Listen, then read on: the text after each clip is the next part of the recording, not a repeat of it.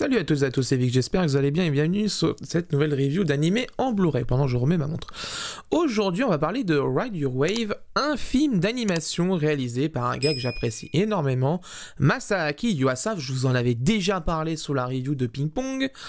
J'adore Masaaki Yuasa en réalisation, parce que tout simplement, c'est très souvent de très grande qualité, c'est très original, il y a des libertés qu'il prend vraiment qui sont incroyables. Regardez Keiba, juste Keiba. Regardez Keiba, c'est incroyable. Alors, Ride Your Wave, c'est aussi sorti d'un studio d'animation qui s'appelle Science Saru. Je ne sais pas si vous en avez entendu parler pendant la rentrée 2021, en septembre. Nous avons Naoko Yamada, qui est la réalisatrice de... qui est la réalisatrice de Silent Voice, qui a quitté Kyoto Animation pour justement rejoindre ce studio. Et donc, elle a réalisé son premier métrage, enfin, son premier projet, avec Science Saru, qui était The Heike Story, basé sur le lit de Heike. Et donc, depuis ça, je crois que Naoko Yamada ne travaille plus avec Kyoto Animation. Et donc, elle fait partie intégrante du studio Science Saru, dont fait partie Yuasa, tout simplement. Donc Masaaki Yuasa qui travaille, qui a aussi du coup ce studio-là aussi dedans et qui... Voilà, on a au sein de ce studio des gens vraiment très talentueux, hein. Je vous le dis, quand on voit la liste de qui est dedans, qui a fait quoi dedans, franchement on se dit putain c'est quand même stylé. Aujourd'hui on va parler de Ride Your Wave. Alors, film d'animation qui est sorti chez All The Anime, qui est pile poil sorti au mauvais moment, période Covid, fermeture des cinémas, report, plein de choses. Il a eu la totale en France ce film. En Angleterre, il était sorti déjà il y a quelques temps en Blu-ray. Les gens s'étaient amusés un peu à l'importer en se disant « Oh, il paraît qu'il y a les sous-titres français dans Ride Your Wave version anglaise, on va le prendre. » C'est en réalité les sous-titres québécois, à l'équivalent de ce qu'on avait vu sur Les Enfants du Temps, avec la première version des disques Blu-ray 4K de chez Kids, hein, avec une qualité de traduction digne de Google Translate. Et même Google Translate fait mieux à certains passages. Donc c'est pour vous dire, ça doit être sûrement du DeepL. Certaines teams de fansub s'en servent, hein, bien sûr, sans honte, hein, bien sûr, aujourd'hui, hein, c'est tellement plus simple que d'aller chercher un traducteur ou une traductrice. Donc voilà, donc aujourd'hui on va parler de Ride Your Wave. Alors, niveau design, très sincèrement, j'apprécie beaucoup de toute façon ce que fait All The Anime, très souvent. C'est très joli, c'est très bien léché, c'est très sobre. On le voit, logo du film, illustration full, petite mention sélection d'Annecy. Voilà, sélection officielle du festival du film à d'Annecy. Vraiment, c'est très joli. J'apprécie beaucoup ce genre de choses. C'est magnifique. Derrière, je ne l'ai pas ouvert. Hein, il est encore blisté, hein, justement, exprès parce que je voulais qu'on le fasse tous ensemble, qu'on regarde un peu, parce que je vois un peu la surprise sur celui-là. Le petit flyers avec la description, quelques petites notes de la presse. Hein. Bon, au moins, il n'y a pas, pas Numérama, mais Télérama. Parce que, comme je vous l'ai déjà dit, je n'apprécie pas Télérama et je trouve qu'on ne devrait pas les utiliser parce qu'ils sont en grosse partie quand même responsables du boycott de l'animation japonaise dans les années 90 avec la haine qu'ils font et qui d'ailleurs ils continuent de faire. Parce que si vous regardez la critique de Violet Evergarden, le film, c'est à mourir de rire. La personne n'a pas dû lire n'a pas dû regarder le film parce que comparer Violet Evergarden en parlant que c'est du cyberpunk. Enfin, du cyberpunk. J'étais là, ah ok, d'accord. C'est très intéressant. Donc voilà. Donc grosse critique de Télérama, comme d'habitude. Hein. Donc voilà. Donc flyers, hein, comme d'habitude. Au niveau des spécifications techniques, on n'a pas de Blu-ray 4K, je vous préviens tout de suite, c'est pas la peine de demander. 1080p HD natif, ça c'est bien, il le précise maintenant, All The Anime. Il précise si c'est de l'HD natif ou de l'upscale maintenant, ça c'est plutôt cool. Couleur, japonais-français, il y a une VF du coup. 95 minutes plus 3 minutes de bonus, inclus 5 cartes couleurs et un livret de 12 pages. C'est disponible aux éditions All The Anime FR avec la collaboration de Alba pour la sortie ciné. Et si vous avez précommandé dès les premières minutes de précommande, normalement vous avez eu un poster que j'ai. Très sincèrement, il est tellement grand qu'il rentre même pas dans le champ de la caméra, donc c'est pas la peine que je vous montre. Peut-être que je vous ferai une photo en bas dans la description pour que vous puissiez voir justement le poster en question. Donc maintenant on va ouvrir. Si j'arrive à ouvrir, on va prendre un couteau. Bonjour à tous les fans de couteaux. Hein, voilà, c'est... Hop, voilà, une petite entaille. Hop, voilà. Hop, on va ouvrir ça. Exprès, je l'ai gardé blisté celui-là parce que je me suis dit, celui-là, en plus il arrivait avec vraiment en précommande All the Anime. Donc là-dessus, le prestataire qui envoie les colis pour All the Anime est quand même beaucoup mieux qu'à une époque. Le colis était super bien emballé, protégé avec du papier bulle, carton où il n'y avait pas trop de jeux, pas trop d'espace pour pas qu'il puisse se balader. C'était nickel. J'ai tout reçu dans un état impeccable. Donc pour vous dire, c'est vraiment très rare, hein, parce que la Poste d'habitude, ils font vraiment de la merde avec moi. Donc le Flyers, il n'est pas collé, merci, parce que ça m'évitera de le décoller, de galérer derrière. Derrière, bon bah c'est des petits stickers, hein, voilà, c'est des petits stickers tout mignons, c'est sympa, au moins ça ne fait pas un vide si vous enlevez le Flyers. À l'intérieur, on a... Ah, moi j'adore de toute façon tout ce qui est Masaaki Yuasa. En général, dès que ça sort, j'achète. C'est pour ça que je comprends pas pourquoi personne ne sort Kaiba. C'est une œuvre magnifique et qui mériterait tellement sortir en Blu-ray. Parce que c'est somptueux et ça, franchement, ça mériterait de sortir. À l'intérieur, du coup, Digipack, hein, bien sûr, avec un visuel full, intégral. C'est très joli. Vraiment, c'est très très joli.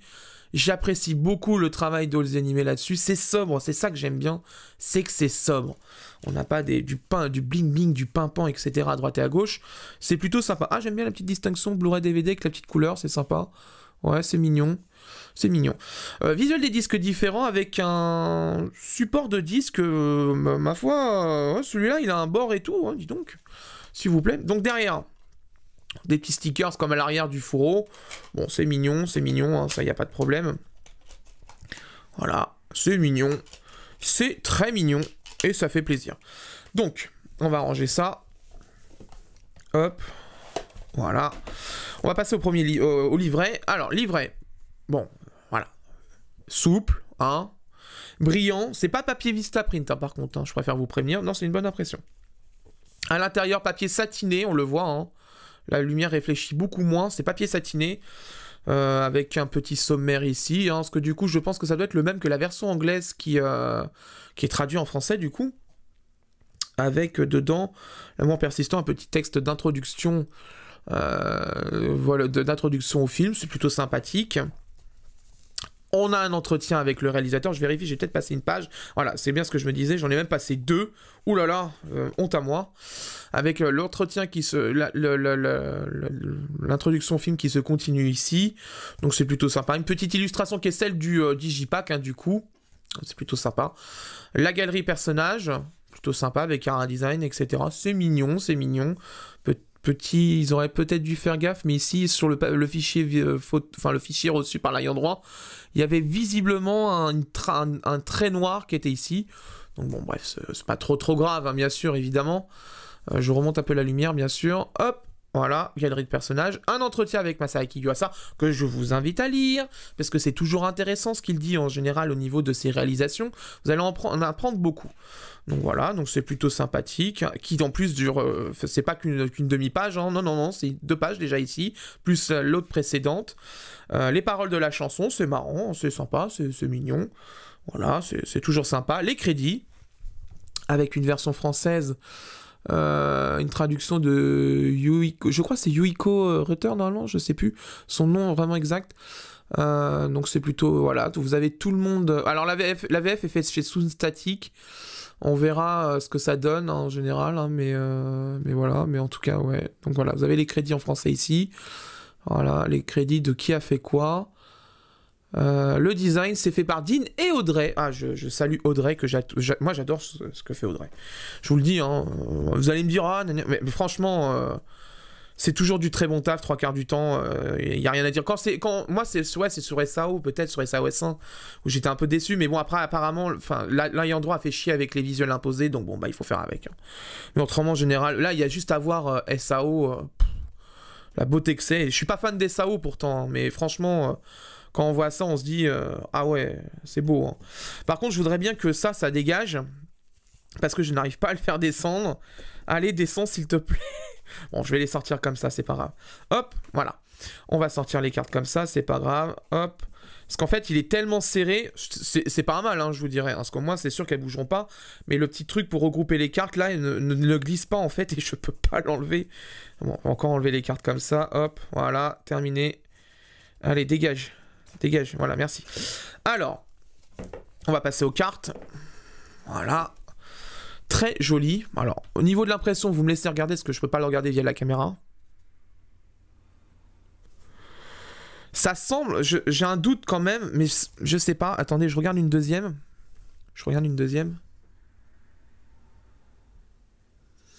J'ai un doute concernant si c'est des visuels qui sont dans le fichier vidéo, si c'est vraiment des fichiers qui ont été envoyés par l'ayant droit. Sur les deux premières là que je vois, j'ai un doute. J'arrive pas à analyser. Donc au niveau des cartes, au niveau des visuels. Alors, c'est joli. C'est joli, c'est mignon. Ouais, j'ai un doute, j'ai un grain que je reconnais typique des grains ajoutés en sortie de labo sur les ProRes. Parce que je vous rappelle que je travaille dans ce milieu au niveau de l'audiovisuel. Et je reconnais ce grain un peu ProRes qu'on applique sur les ProRes avant l'envoi aux clients en général. Je le reconnais un peu. Donc c'est plutôt mignon. Donc voilà. Ça par contre, ça c'est un visuel de prod, je pense. Ça c'est un visuel de prod. J'ai un doute quand même. J'ai un doute parce que je reconnais ce grain, il ressemble beaucoup. Donc c'est pour ça que je vous dis j'ai un doute. Parce que c'est vrai que sur certains visuels d'ayant droit, souvent ils mettent du grain, etc. dessus. Je sais pas trop pourquoi, parce qu'en général, quand on envoie des TIFF ou des fichiers vraiment en qualité production, hein, vraiment genre des gros PSD, des trucs comme ça, on n'a pas besoin de mettre du grain dessus parce qu'on a toute la profondeur couleur qu'il faut. Parce que c'est le gros avantage qu'on a, c'est que en fichier photo, enfin entre guillemets fichier image, on peut monter en 16 bits sans problème. Enfin les PSD d'aujourd'hui, maintenant vous pouvez faire tout ça sans problème depuis des années déjà, hein. C'est inclus de base dans les suites Photoshop, etc. Donc c'était le coffret Ride Your Wave. Je vais bien sûr regarder tout ce qui est au niveau qualité vidéo, encodage vidéo, son, traduction, etc. Normalement, moi de ce qu'on m'avait dit pendant sa projection de mémoire, c'était très bien, c'était une très bonne traduction. Donc je pense de toute façon, vu le nom, je crois qu'en plus ce nom me dit quelque chose et en bien. Donc normalement ça devrait plutôt bien se passer. Donc pour vous ça sera dans quelques secondes, pour moi ça sera dans quelques jours, hein, bien sûr. A tout de suite pour la seconde partie de la review. Bien, après avoir vu Blu-ray, je peux vous donner mon avis. En ce qui concerne la définition, c'est une définition de 1920 par 1080, FPS de 23,976, une compression en H264 et un débit vidéo qui avoisine, et c'est assez rare pour le noter, les 37 mégabits par seconde, ce qui est le Blu-ray d'ailleurs le plus élevé chez All The Anime en termes de débit vidéo sur un film d'animation. Il y a bien un réalisateur qui ose des choses en animation japonaise, c'est Masaaki Yuasa. Il a toujours voulu proposer autre chose en animation. Il n'y a qu'à voir Kaiba et Ping Pong, c'est toujours très novateur, toujours très original et c'est vraiment plaisant à voir. Pour Ride Your Wave, nous avons un film assez saturant en couleurs avec beaucoup de scènes très lumineuses, ce qui, vous vous en doutez bien, nécessite une compression vidéo parfaite. Et bien aujourd'hui, All The Anime FR nous propose un encodage extrêmement proche du Blu-ray japonais. Pas d'écart couleur constaté entre les deux éditions et pour cause, notre édition Blu-ray possède la même piste vidéo que le Blu-ray japonais. Pour vous faire un petit peu un topo, pour vous expliquer un peu comment ça marche, un Blu-ray est composé de plusieurs fichiers appelés M2TS. C'est un conteneur utilisé pour le multiplexage des fichiers vidéo, des Blu-ray. On peut mettre pas mal de choses dedans, des pistes vidéo, audio, sous-titres. C'est un peu le MKV que vous connaissez, vous, grand public, mais en version professionnelle, mais avec quelques contraintes, bien évidemment. Il est possible d'extraire les pistes vidéo sans aucune retouche dans un M2TS, ce que j'ai fait pour le Blu-ray français ainsi que le Blu-ray japonais. La piste vidéo de notre Blu-ray français est la même que le Blu-ray japonais, et pour preuve, la signature MD5 entre les deux fichiers est identique, ce qui est impossible s'il y avait eu un autre encodage vidéo côté français. Donc notre édition propose une qualité vidéo identique au Blu-ray japonais, et ça, c'est vraiment super cool, et en plus c'est super propre. Au niveau du son, la VO et la VF est dans TTS HDMI 5.16 bits 48 kHz. Au niveau du son, du classique chez All The Anime FR. Du DTS HDMI à tous les étages et en 5 points, c'est du bonheur pour les oreilles. Vraiment, surtout avec la superbe bande son de Ride Your Wave, j'ai pris vraiment un énorme plaisir sur mon installation. C'est vraiment très plaisant à écouter. Pour la VF, bon, elle est produite chez Soundstatic, dans l'ensemble, c'est une VF correcte. Au moins, elle est présente pour ceux qui sont vraiment pro VF à fond. Mais comme d'habitude, voici un petit extrait pour vous faire un avis. Ça va, c'est pas trop tôt pour toi? Hein? Non, je suis en pleine forme. Désolée. Tu peux dormir pendant le trajet. Un déménagement, c'est toujours fatigant. Au moins, cette fois, je n'ai eu à descendre mes cartons que du 7e au premier étage. Les matériaux utilisés sur les balcons sont très inflammables. C'est pour ça que le feu s'est propagé aussi vite vers le haut. Il faudra que tu sois prudente. Ouais, t'en fais pas pour ça. Mais honnêtement, je sais pas comment tu fais. t'es obligé de risquer ta vie parce que des imbéciles ont décidé de tirer un feu d'artifice sans autorisation. Ouais, c'est sûr que c'était pas bien malin. Tout ça pour faire des vidéos qu'ils mettent en ligne. Mes parents vivaient dans ce quartier quand j'étais toute petite. Ils ont dû déménager après la promotion de mon père. Mais j'ai toujours eu envie de revenir. Alors j'ai choisi l'université de la ville. Et toi, tu viens d'où mon ami? Hein? Oh, je suis désolée. J'osais pas te le dire, mais j'ai pas retenu ton prénom. Je m'appelle Minato. Ah, alors c'est Minato Inageshi. J'avais peur de pas contacter le bon Inageshi, il y a plusieurs profils avec ce nom. Ouais, je suis désolé. J'aurais dû préciser. Je me demande ce que les autres Inageshi ont pensé en lisant mon message. Au niveau de la traduction et des sous-titres, globalement, c'est plutôt une bonne traduction. C'est vraiment bien adapté, bon respect des normes sous-titrage. C'est vraiment des sous-titres très sympathiques que nous avons aujourd'hui et c'est vraiment plaisant. J'ai vraiment pas eu de remarques particulières à dire sur ces sous-titres. C'est globalement vraiment très bien traduit, il n'y a rien à dire là-dessus. Et c'est lisible d'ailleurs, au passage, il n'y a pas de... Bon, après, la police d'écriture d'Olziani m'a toujours fait un tout petit peu débat chez certaines personnes, mais globalement, ça reste quand même une police de sous-titres lisible avec une bordure raisonnable. C'est vrai que maintenant on est sur des polices un petit peu plus fat et un petit peu plus de bordure, mais globalement ça reste quand même des sous-titres de bonne qualité. On passe au plus et au moins du coffret. Alors les plus, il va y en avoir beaucoup aujourd'hui. Qualité vidéo identique au Blu-ray japonais. Et ça fait vraiment plaisir. Vraiment, l'encodage est parfait en fait, tout simplement. Pas de traces de color banding vraiment, mais obvious sur l'image. Un grain qui a été appliqué au moment de son passage en labo, il est présent, il est toujours visible. D'ailleurs, c'est bien. Il n'est pas gros.